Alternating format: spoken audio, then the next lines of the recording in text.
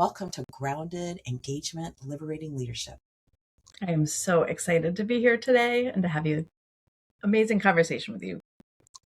Yes, me too. So you've described yourself as living change and transformation right now, not just teaching it, but actually living it.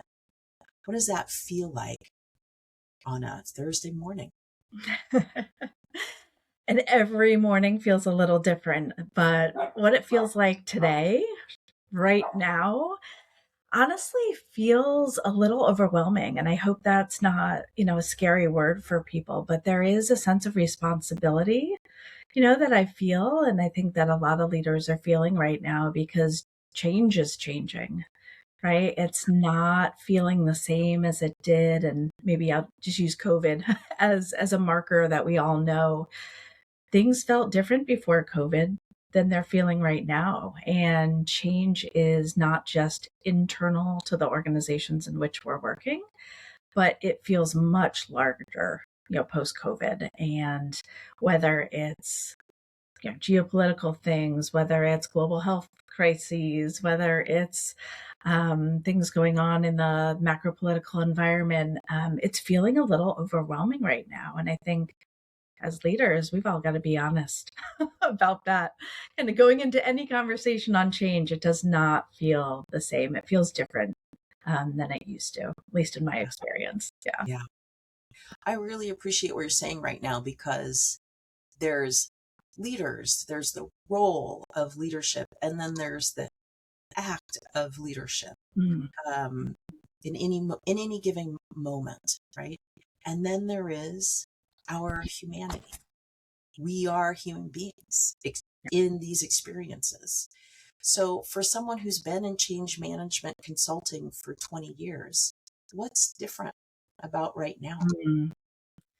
Yeah, I think what's different about right now, and probably not going to get through this call without talking about AI, but that's kind of a blinking light on this entire thing, is I feel like change used to arrive in maybe more discrete projects. So it was, we're going to have new company values, or we're going to implement a new technology system, or we're going to open a new office. It felt much more discrete. It had clear beginning, middles, and ends. And I think right now, especially with AI, exactly AI is removing some of those edges, right? AI is an interesting change in that it touches how people think, it touches how people work, not just which system, process, or building they're in, right? So AI is an interesting one we could talk about today, but change just overall feels different. Change saturation is more of a thing, I think, than it ever was, which we started out with talking about, right? So change is coming from every direction all at once. There's macro forces outside of the work that people can't put down, maybe like they used to be. So there's a much blurrier line between change happening at work and change happening out in the world. And I think that's really what's changing about change, right? We used to think we could manage it, right? The beginning, the middle, and the end. And now it's feeling like, whoa, what is this? I'm not sure I can manage it anymore. So there are specific changes, right, that we can get our arms around and feel clear and concrete. And there are others like AI or the future of work, where we don't even know what jobs, right, are going to be most prevalent in maybe even 5 years from now. And that's feeling very fuzzy, very overwhelming, to come back to that word. And so it requires leadership to really show up differently and have a different language around how we're all navigating this together. None of us have been here before and have, right, Right. exact, we don't have a playbook that works anymore, if you will. Yeah. It's reminding me about a tension, right? Mm. That I feel in the process of change, right? One is what the change is, whether it's outside forces or requirements or whatever it is, or aspirations, right? Whatever is fueling that change. And then there is where is the stability? Where is the ground that we're standing on and moving from? And Mhm. that's, this just kind of came up spontaneously as I was listening to you, right? Because when you talked about change saturation, and I've also heard words like change fatigue. Yeah. Mhm. And what about the stability from which we move, right? So, like, what would be equivalent to gravity, you know? Anytime that we're talking about change, whether it's the change we can get our arms around or the change that feels really fuzzy and, we're moving in this direction, I think it's really important for folks to name what's not changing. Mhm, That's where I at least find the ground. So change that we're going through right now, at ProSci internally, we're pretty much changing absolutely everything, right? Which is for a change company, it's really hard. And so as we're talking about like what aren't we changing, we are not changing our mission, our core purpose in the world. We mm, are not changing our values. And here's what those really mean. We're actually using our values to navigate change. We are, and the list goes on. Here are the things we're not changing, our commitments, our investment in people, our, core beliefs. And I think when people can exhale a little bit and say, okay, those are things that are really, really important to me, that helps me figure out how we're going to move through the rest of the changes together. I feel like it's a nice balancing force to at least have some steady ground, like mhm, you said, some groundedness to move forward with when it truly feels like, okay, everything else is changing. right. That You know, makes really good sense. yeah, yeah, Yeah, especially with AI, right? When it's sort of like you are fundamentally telling me to like engage with my work differently with this like non-human thing. right. And what does it mean? And it's new for everybody, and we're all learning at the same time. Like you said, compared to COVID, this Yeah, was a worldwide impact that changed everything for everyone all at the same time, right? indeed. Mhm. Such a big unknown. So another kind of key thing that we talk about with safety is with change is psychological safety, right? Because it's so disorienting. And Mhm.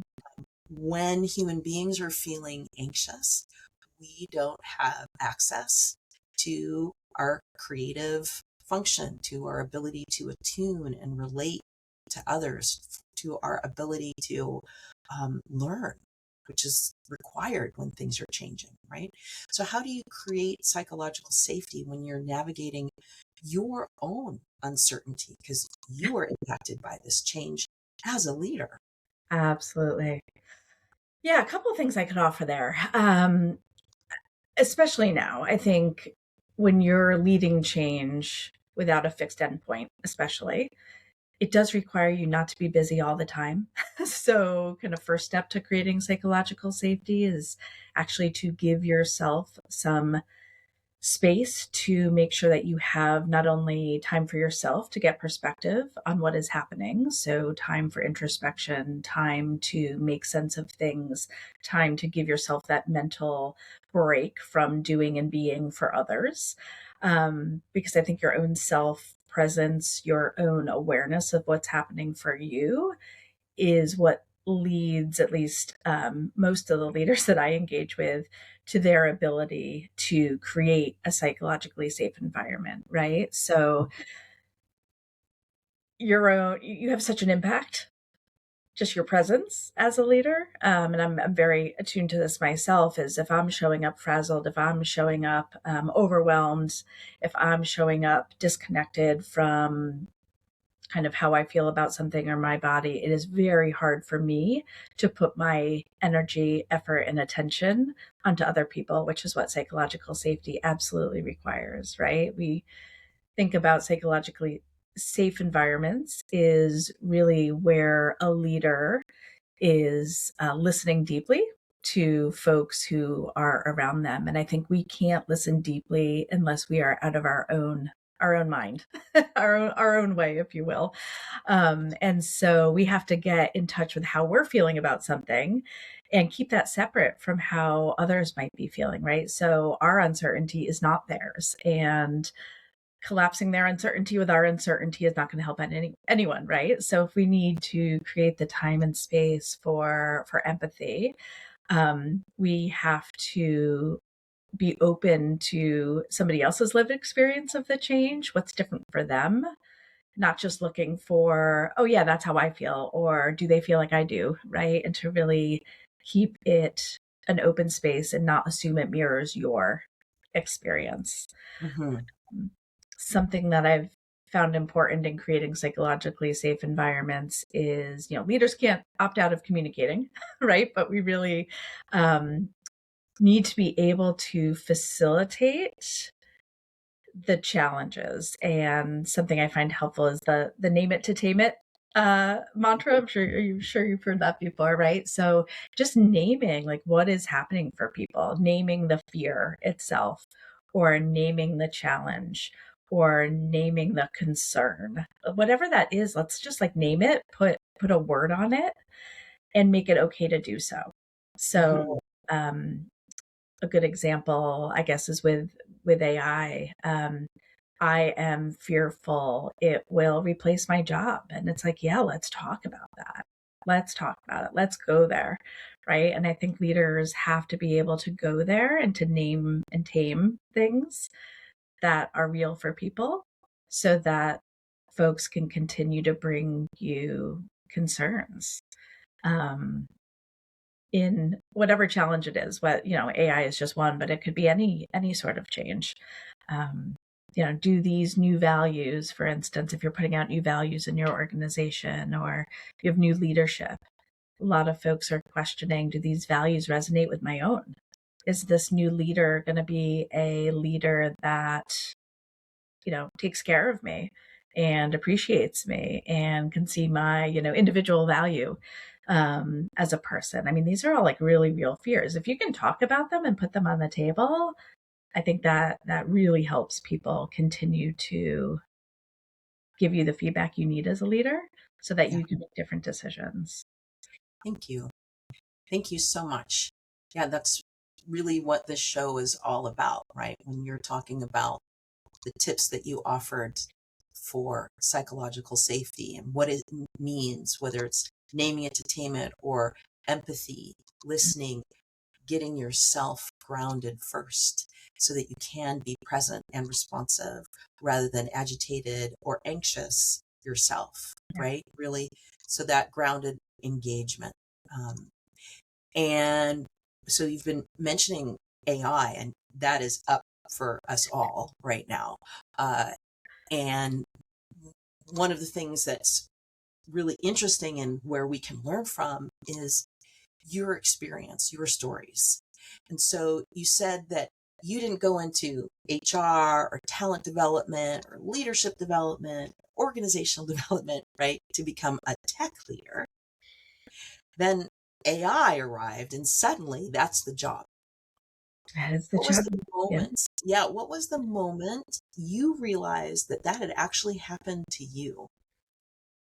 Yeah, it was humbling, scary. I think I went through all the stages of grief. In that moment, I was actually kind of angry, because you're right. I definitely did not go into HR to talk about technology literally every single day. So the moment was actually at a HR conference with several other senior HR leaders, and somebody posed the question, if you're not leading the biggest workforce transformation this generation has ever seen, who is?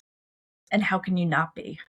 And I literally, I remember that feeling in my chest, because I think I had been like ducking and covering and like trying to avoid AI a little bit more than I wanted to admit at that point. And that question, or that challenge, was so in my face that I was like, oh, wow, they are right. This is the biggest workforce transformation of our generation and of our time. And especially as a senior HR leader, right? This is not something that I could say, well, that's somebody else's responsibility. In this chair, it is 100% squarely in my realm of responsibility. And it was a wake-up call. It was a big wake-up call that this was not going to go away. This was not going to be something I could just kind of ignore. And HR has been through a lot in the last, 5 years, and it's been relentless. And I think I just thought maybe like I'm tired. I'm like, can I just ignore this one and maybe retire before I need to deal with this? And I think I realized this was coming way too fast. There was absolutely no way to ignore this. And I needed to find a way to actually get excited about it, not scared of it. And I needed to find a way to embrace something that maybe I was a little scared of, if I'm honest, because it really did mean I was a tech leader. And what did that mean? That did not necessarily mean I needed to run, our IT department. Although some folks are saying that is, a potential possibility for a lot of folks in my chair. As I'm uncovering like what this actually really means, it really does mean that our workforce is changing in a lot of, like, regardless of what industry you're in.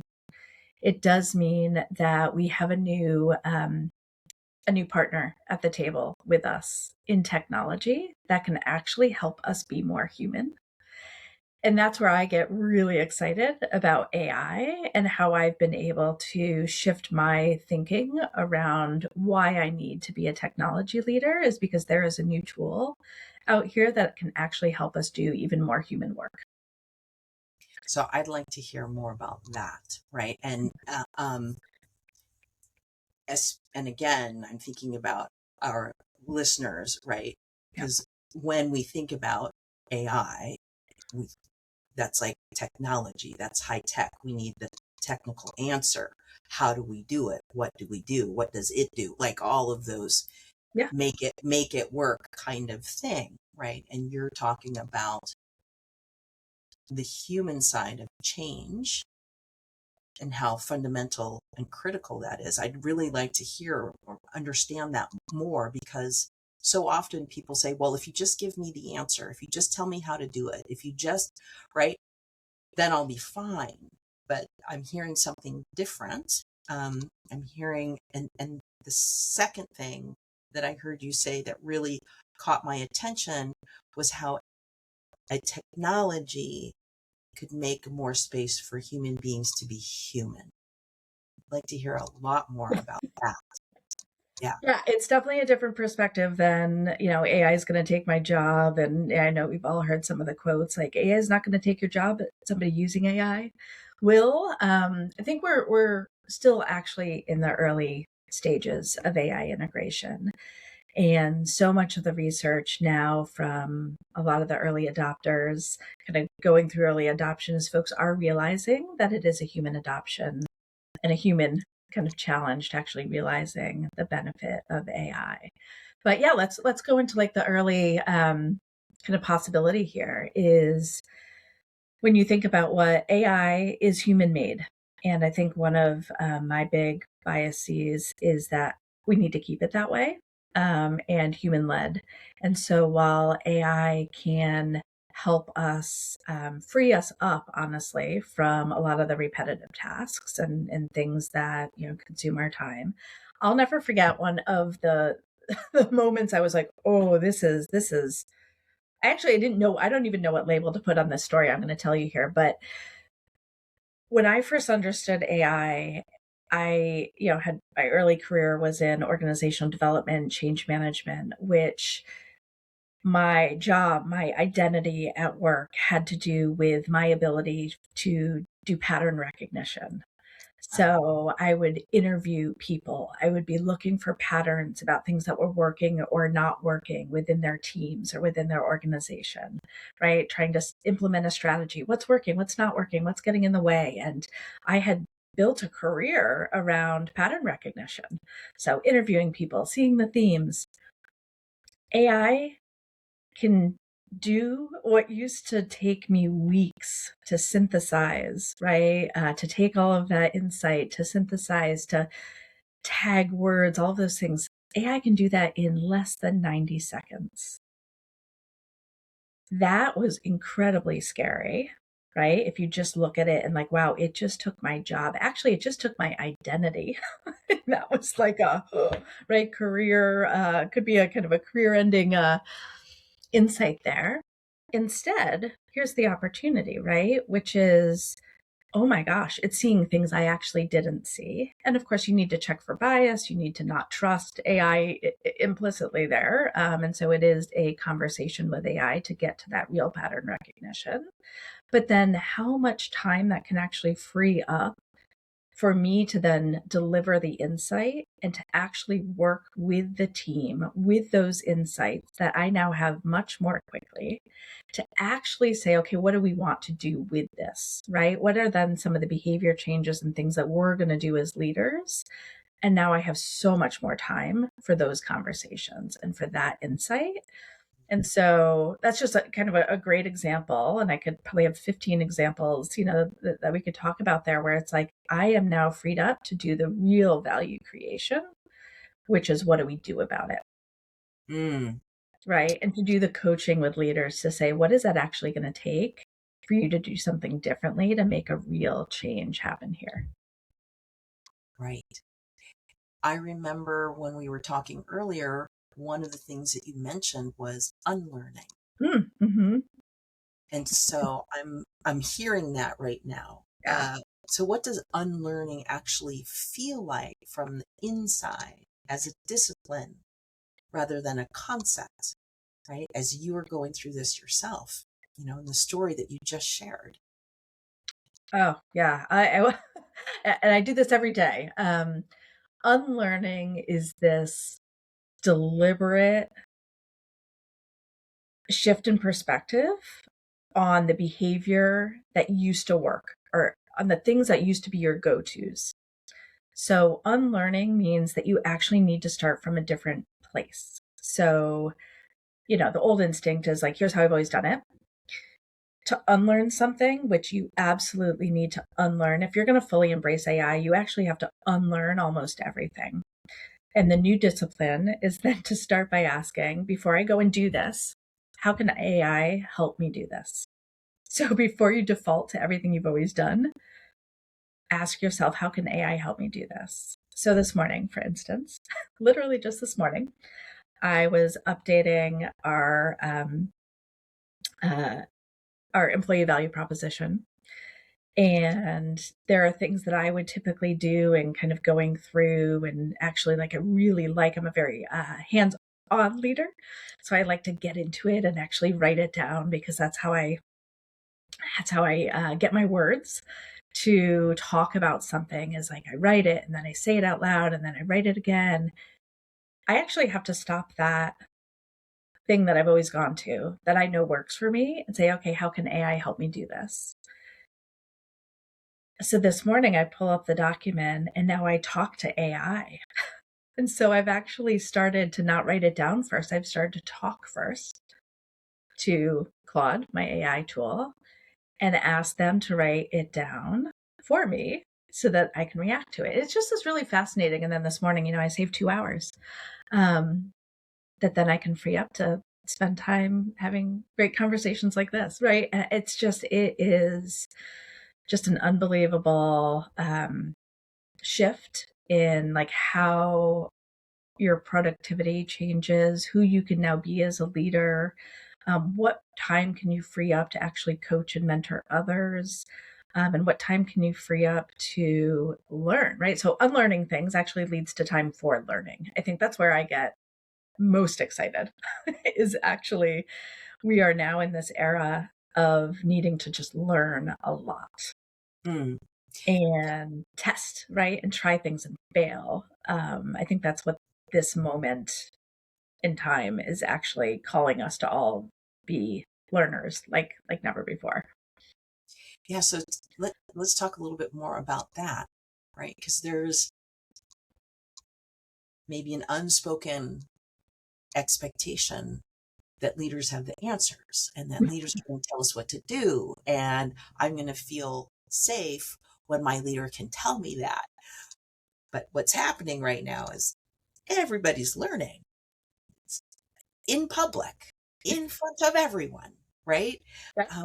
So what's that been like for you to be learning out loud in front of others? Yeah. And I roll my head and I roll my eyes because like it is so challenging. It is probably one of the most vulnerable places, to your point. I think leaders always had the benefit of, we got to our place in leadership because we had done all those jobs.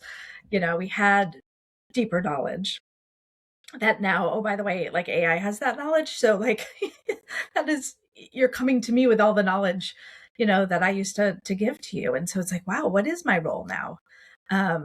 So I know that wasn't the question, but I do think that's part of it is leaders are navigating what is my role as a leader right now at the same time that we are learning in public. And so for me, what this looks like is a lot of vulnerability.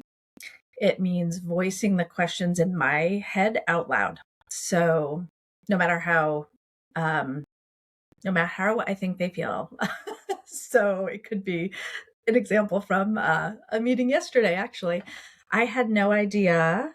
I knew I had seen it a couple times, but what is a markdown file? Again, an AI topic. I'm like, I know I've seen that term somewhere, but the presenter that was teaching us some AI new skills kept talking about these markdown files. And I'm like, am I the only one? So I'm like, I've just got to ask. I've got to be the one to ask the question that I know is in everybody's head and just not feel like here I am, like I'm supposed to be leading AI and I don't remember in this moment what a markdown file is. Okay. Hey, so can you just remind us like what is a markdown file? So it is that level of silly vulnerability, but like it could be something just what's a markdown file. It could also be like, hey, is anybody else feeling this feeling right now? Because I am. Is anybody else feeling like this is a little overwhelming? What do you all need in this moment to feel a little bit better about the topic we're talking about? So it's that like genuine vulnerability, balanced with, and I will say this because I think this is a challenge to all leaders, I do think we need to stay a step ahead. So especially in like leading AI, not a tech leader, I do need to invest in staying a little bit ahead, even if it's a day ahead of folks, so that I can at least know what the right next step is, or I need to surround myself with people who do know what the right next step is. So there's yes, we're all going to learn together, but I think we need to like collaborate even more together in these moments where nobody knows exactly what the future state holds, but somebody knows the next right step. And so how do we kind of amplify each other's contribution to like, okay, we're going to figure this out truly together. And what's the right next step? I think leaders do need to stay on that edge, if you will. So staying with the one thing that's right in front of you. Yeah. And being just we can't see too far out into the future yet, but this step that's right here in front of us. And you talked about the gap between you mentioned feeling overwhelmed. You mentioned being one step ahead and not knowing the answer at the same time, right? Mm-hmm. And so one thing that you again had mentioned in our earlier conversation was about the gap between what you teach and what you can actually live in any given week, because it's so fast, right? What does it take to stay in integrity with yourself, right? And the values that you were talking about, which is the thing that's staying the same when that gap shows up. Yes. Yeah. So step one, before I even talk about what's helping us here, you've got to be in integrity about where the gap is instead of hiding it. I think that's a big leadership responsibility right now is we are all trying to figure this out and it is not clear. So having that integrity around, here's the gap. So for us right now, we do have some change saturation. Thankfully, we work at ProSci and we've got some tools to help us visualize that and manage through that. And we have a high change capability kind of muscle. internally at ProSci, and we are driving saturation. So that feels like, don't we know better than to not saturate? And so it's like, how do you just be thoughtful about naming it to tame it, right? Like, yes, we know we are up against the line of saturation, but this is also where we can lean into some of our tools. And, we've got this one great tool, and I'll just offer it here. We don't have to go deep on it, but we are known very well for our ADKAR model, our ADKAR. That acronym stands for the individual journey we all have to go through in times of change. Awareness. Do I even know what we're talking about? Desire. Do I have a desire to participate in the change? Right? Have I chosen to participate in the change? Knowledge. Do I have the knowledge about what it is? So, like, what do I need to do? Do I actually have the skills? Ability. Like, okay, can I actually do it? Like, that's where change really happens, is when we're like in the ability of whatever that new change is. And then reinforcement, right? Do I have people around me, systems, things that are helping me stay in that ability? So what's interesting is, you're talking about when there's a gap between what we teach and what we live. I think for us, we do go back to ADKAR. We do go back to our values, and we say, okay, what's not happening? Why isn't something working right now? And we can say, wow, we really missed a step in our ADKAR journey. So for instance, in AI right now, right, we are deep into knowledge. Like, we are training people and trying to acknowledge that, like, wow, we've still got some desire barriers. Like, you may still be struggling with wanting to learn, right? So I think there's a really nice, just generally speaking for all leaders, like this common language around change.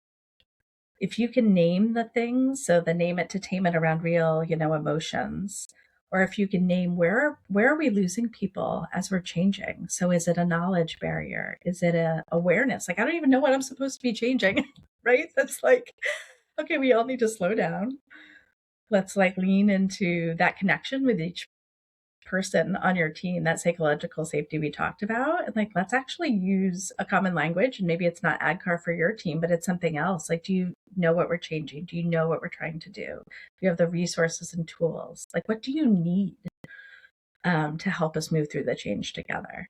So that's what I think that's really the real work of leaders right now. It's to stay in integrity with, like, here's what we're trying to do, and to stay in relationship with the people around you. Like, that is leadership right now. It's to really get at some of those hard questions around what's happening. Yeah. So speaking about what leaders need right now, what's in the way of them getting it?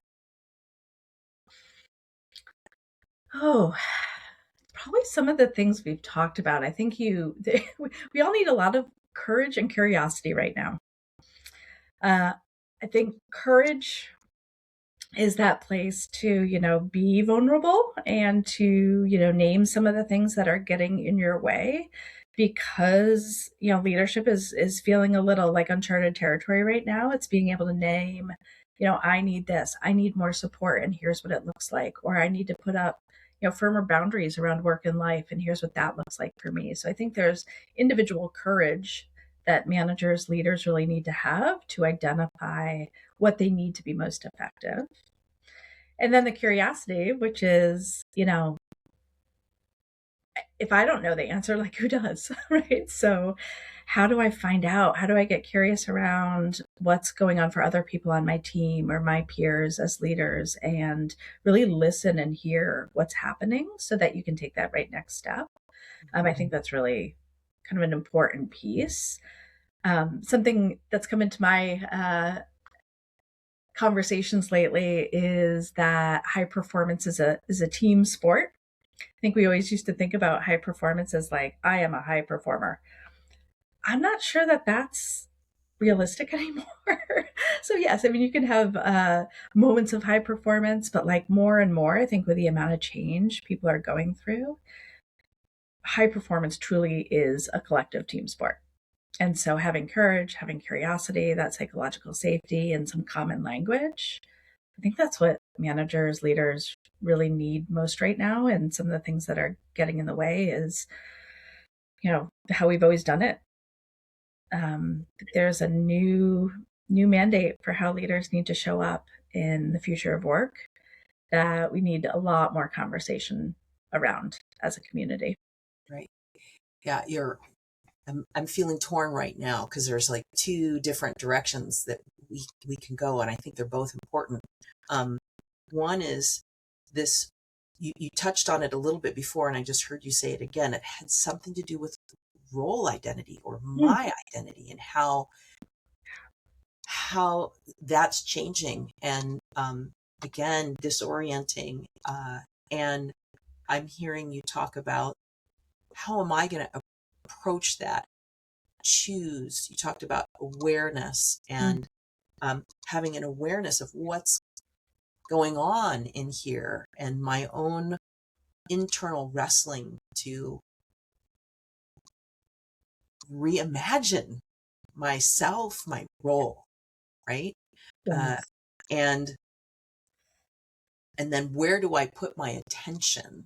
Yeah, let's go there, because I think this is a really interesting point for a lot of leaders, and I probably encourage all of us to take a step back. And this is what I needed to do when I had that realization that as a leader of HR, I needed to be a tech leader. That needed to be part of my new leadership identity. I think all of us need to step back and say, with AI, with what is changing in your own organizations or your own, personal life, who do you want to be in the next couple of years? Your values may not have changed, but I think there is an opportunity for all of us to say, here's how I want to show up in this new future of work. And so for me, especially leading, AI and lots of organizational change, I got clear for myself, and you may take a different view, whatever words work for you, but I want to be a people first AI leader. So what does that mean? And I want to get really clear around where I'm going to get excited about AI. And that's what I shared earlier. I want to get excited about how much more human we can be as we leverage AI. I also want to be a transparent leader, even more so going forward.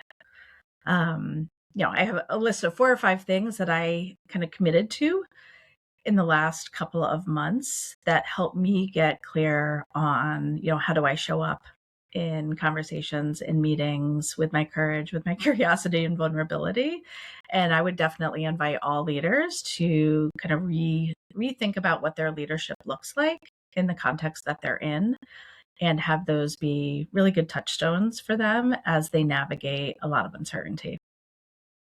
And it sounds like you said there were 5 commitments that you had made. Sounds like you shared a couple of them. Would you share the other ones and maybe give us an example of what that looked like in a live interaction, how that showed up? Yeah. And it's cool because we did this with our entire leadership team. So that was a really vulnerable exercise too.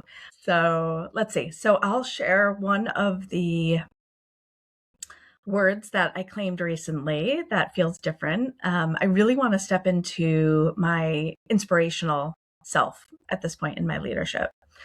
So when times are really hard, I've been getting feedback from my team that they really respond when I can be more inspirational to them. And so I can stay almost joyful and inspirational in times of challenge. And that's takes a lot more commitment from me. And when I have that word kind of up on my, reminder sheet that this is how I want to show up and this is part of my leadership, I need to be more intentional about that and look for opportunities to actually provide inspiration and courage. And so, on any given day, it can look like, just how I open a meeting or close a meeting. It can be about the information I share with my team. It can be about something simple like a quote or a funny meme on something I'm sharing that helps people remind, especially connecting back to purpose. Work is hard right now. It feels hard. It feels overwhelming. And I know when we tap back into why are we doing this work in the world? So for us, for ProSci, the reason I work at ProSci, the reason I love to do change management is because I truly believe we can create a better world of work right? We spend a lot of time at work with our our coworkers.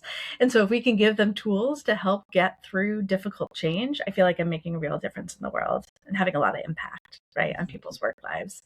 So that's part of my like inspirational joy leader that I want to be. So that's something I've recently committed to.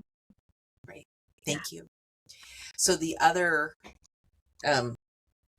point that kind of got stimulated when we were speaking just a minute ago was that shift from a high performer as an individual to a high performing team, right? That collaboration, that connection, that coordination, that being able to bring together the different perspectives and expertise or speciality or like that.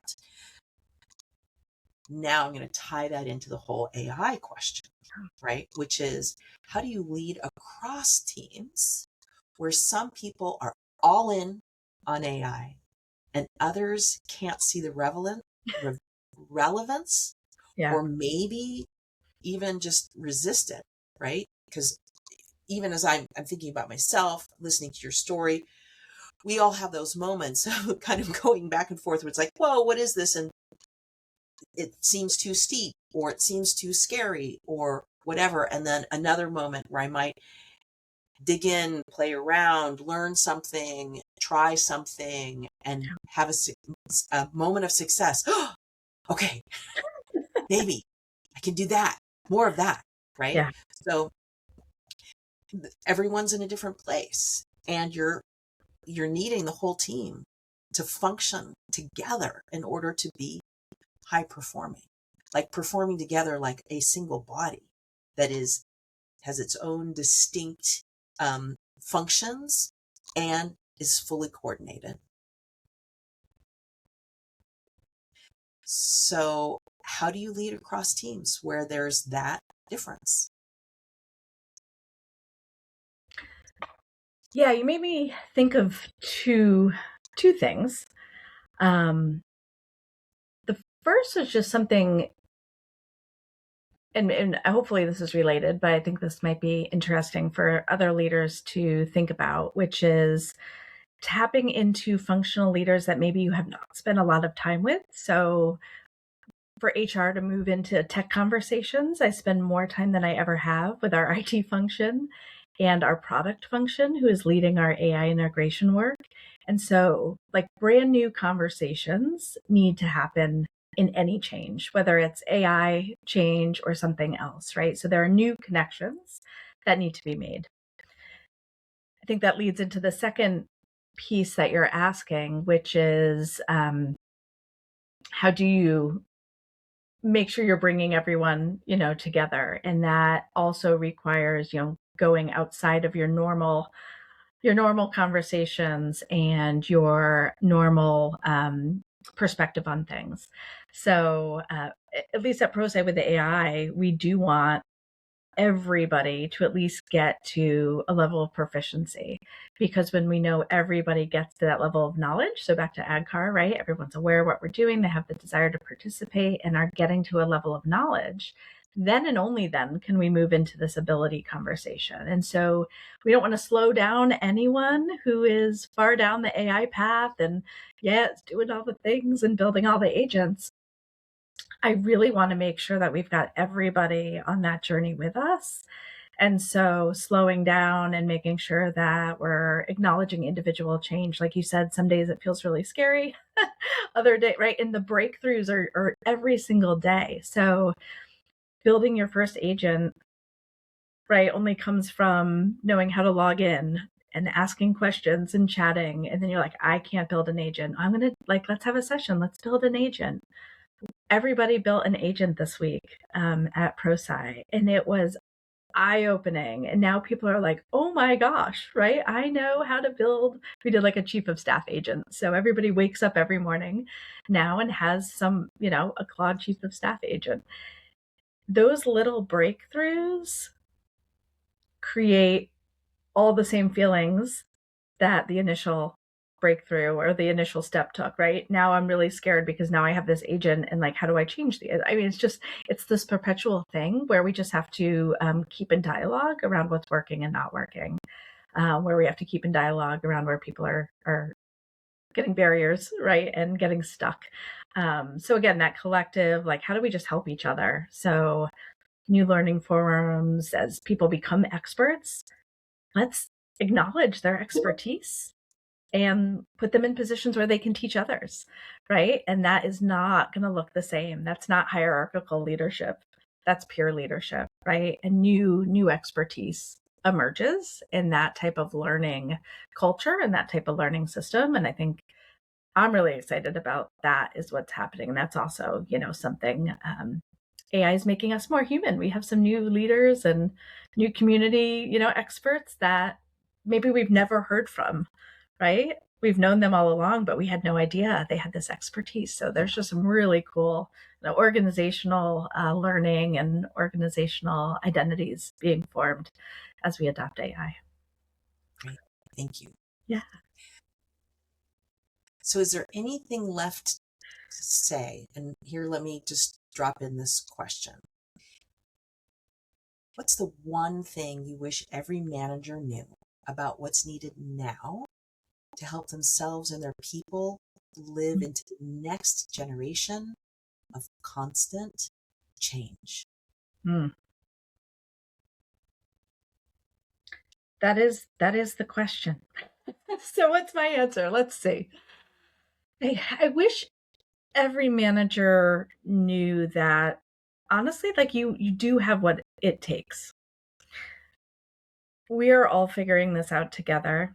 And I wish all managers felt the confidence to lean into this. So I think our new teachers will emerge. Our new mentors will emerge. New models, frameworks, common language, all of those things are going to emerge in the next couple of years on how we do this better. But we're all in it together, and you've got a lot of what it takes, and that's in your humanness, honestly. So your courage, your curiosity, and your ability to connect with other people to identify, what is the next right step here, just to bring it all together. I would just encourage everyone to really show up and get vulnerable and honest with each other, and know that this is a team sport. So hopefully that's not too fluffy, but I think like that's a really real thing, is like that self-trust and courage to put things out there. So last question, one that I ask all my guests. What's a question that you want to be asked that I haven't asked you yet?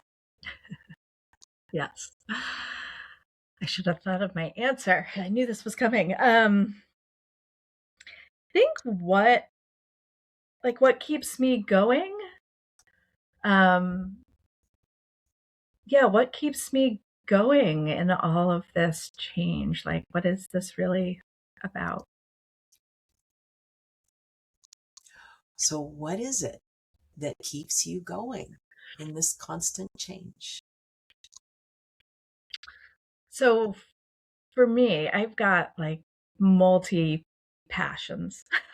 So I think I could have been many things in the world, right? I wanted to be an interior designer. I wanted to be an artist. I wanted to be a teacher. I mean, I've had like 10 professions in my mind. So what keeps me going is this excitement around like you truly can create your most alive path in the world. And I think we're all at choice, and we're all incredible like creators in the world. So whether you're choosing to be a leader in corporate, or a leader, in your home life, or a leader in politics, or whatever your chosen path, I really do think you can create some amazing things for humanity. And just like that's what keeps me going, is like how creative the human race is. So even in times of AI, like we are so creative, and I'm just in awe of the cool things people are doing in the world. I have lots of hope for us all. Beautiful. Thank you so much. So just to land these points, right? we have what it takes. We are all in this together and living in constant change as a learner and co-creator. This is Kristina Katayama and Grounded Engagement, Liberating Leadership with Laura McGann. And Laura, if folks want to follow up with you and connect with you, what's the best way to reach you? Yeah, best way, LinkedIn is where I definitely hang out. So would love to see you all and connect on LinkedIn. ProSci is a fascinating organization doing some really cool things in the world. So prosci.com, there's a lot of free resources, tools, webinars, all sorts of really engaging research-backed materials on navigating change and building change capability. So would love to hear from you there as well. Check out some of our tools, and happy to connect with any individual open to talking about leadership, change, and what you're trying to do in the world. So thanks for having this conversation with me. Awesome. Thank you so much. Again, I'm Kristina Katayama, and this is Grounded Engagement, Liberating Leadership.